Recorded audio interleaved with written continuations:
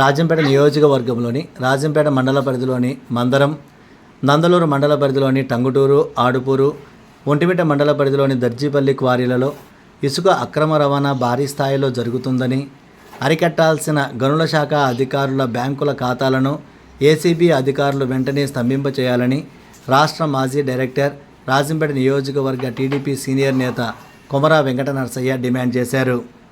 ఆయన ఒంటిమిట్ట హరిత హోటల్లో ఏర్పాటు చేసిన మీడియా సమావేశంలో మాట్లాడుతూ, చెయ్యేరు, పెన్నా నదుల పరిధిలో హిటాచీలు పెట్టి టిప్పర్లతో భారీ ఎత్తున ఇసుక బెంగుళూరు, మద్రాసు, కందుకూరు తదితర ప్రాంతాలకు తరలిస్తున్నారని అన్నారు. ఈ కార్యక్రమంలో మండల టీడీపీ సీనియర్ నాయకులు మామిళ్ళ ఈశ్వరయ్య, పార్లమెంటు కమిటీ మాజీ ఉపాధ్యక్షులు పుత్తా రామచంద్రయ్య, పార్లమెంటు వాణిజ్య కమిటీ మాజీ కార్యదర్శి గున్నం కిరణ్ స్వామి,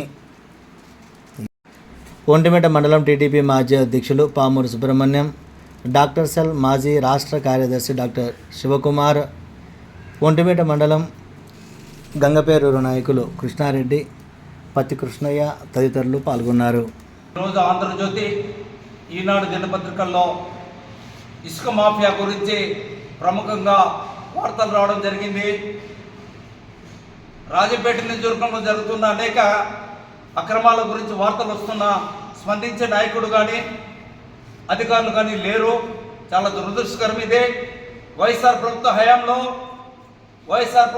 ఇసుకో రామచంద్ర అన్నారు, వేలాది కోట్ల రూపాయలను కొల్లగొట్టు చేస్తారు. అంతకంటే ఇప్పుడు ఫ్రీ ఉచితంగా ఇసుక ఇచ్చినా కూడా అంతకంటే చెడ్డ పేరు వచ్చే విధంగా ఈరోజు రాజంపేట నియోజకవర్గంలో పరిస్థితుల్లో ఏర్పడ్డాయి. ముఖ్యంగా మిథున్ రెడ్డికి సంబంధించిన ఒక ముఖ్య అనుచరుడు ఎన్నికల ముందు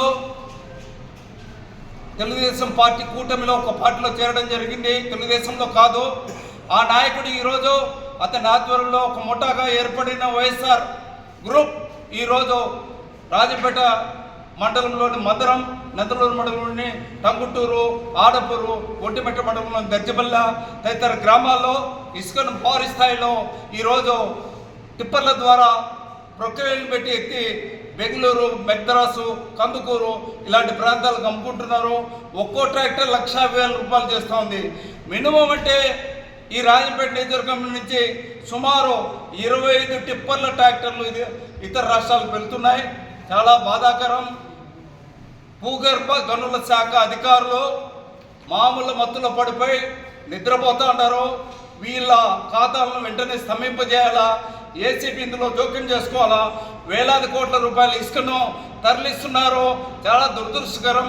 ఇప్పటికే పుంకాలుగా ఆ నాయకుడి అవినీతి పైన మీడియాలోనూ పేపర్లోనూ వచ్చినా కూడా స్పందించిన దాఖలాలు లేవు.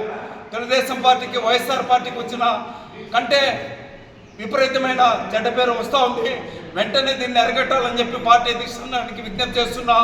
ఈ వైఎస్ఆర్సీపీ ముఠాలో పడిన ఈ ఇసుక మాఫియాను వెంటనే నిలపాలని చెప్పి డిమాండ్ చేస్తున్నాం. తెలుగుదేశం పార్టీ రాజంపేట నియోజకవర్గం తరఫున ఒంటిమిట్ట మండలం నుంచి మేము డిమాండ్ చేస్తున్నాం.